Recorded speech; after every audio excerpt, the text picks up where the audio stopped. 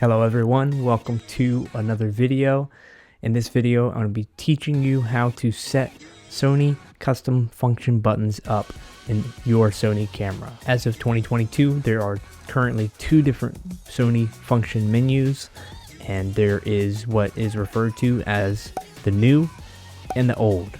I'll be showing you both today, and we're going to start off with the new. We're going to hit menu, we're going to go down to the yellow menu, and we're going to go down to page 3. It says Operation Customize. That is going to entail all your customizable menus for your camera. You may or may not be able to route certain custom buttons to certain functions in your camera. The content creation company that I work for, we use Sony FX3s and Sony A7S IIIs. It's just kind of a weird quirk that the Sony FX3 is able to set custom function buttons to change both the quality and your frame rate. For some reason, the Sony A7S III isn't able to do that, which is just weird. We're here at your menu where it says Operation Customize, and you can come over. Each of these settings are different.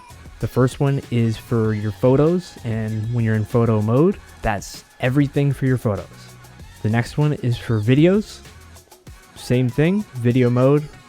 And then this one is actually for your playback. So if you're in playback, you can set custom buttons to favorite certain photos.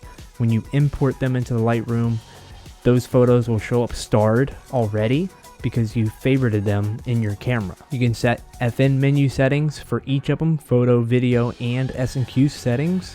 You can have different custom buttons for both your photos and your videos, which makes this camera amazing and also sometimes confusing to new people. For this example, I'm going to go into the photo custom key dial set, and you'll see all the buttons that you're able to change to custom functions. Like I said, it could get really hairy and get confusing, but that's where you just spend time with your camera and you figure out what buttons you need where and what buttons you want where, and you're able to set them on your Sony camera. So for example, one of my favorites here is back on the rear dial, I have number 3 set up as monitor brightness. Now, if I didn't want monitor brightness on the left D-pad, I wanted to change it to something else, you simply just find the button, you click monitor brightness, and you find sort of custom function you want in place of that, then you just click it and it'll replace it. So let's say I just change this to APS-C mode, and then now if I go into my camera and I click the left on the D-pad, it's going to automatically punch in and out. Certain lenses that are attached to your cameras may or may not come with custom buttons.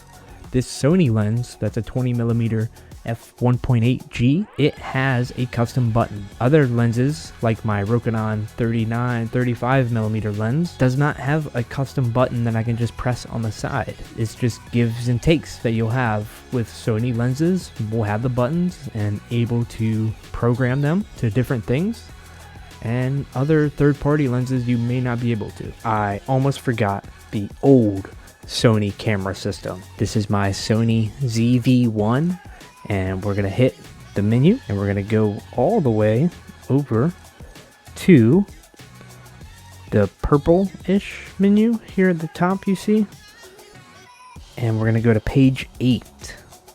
So you'll see custom key for the same exact thing, photo, video, and your playback. So you can go to custom key for your photo, and you can see all the custom buttons that you're able to change to custom functions. It's a lot of buttons and a lot of things to figure out, but it's amazing how you're able to customize even this little of a camera like Sony ZV-1. If this video helped you, make sure to share this video with a friend and let me know what you thought in the comments below.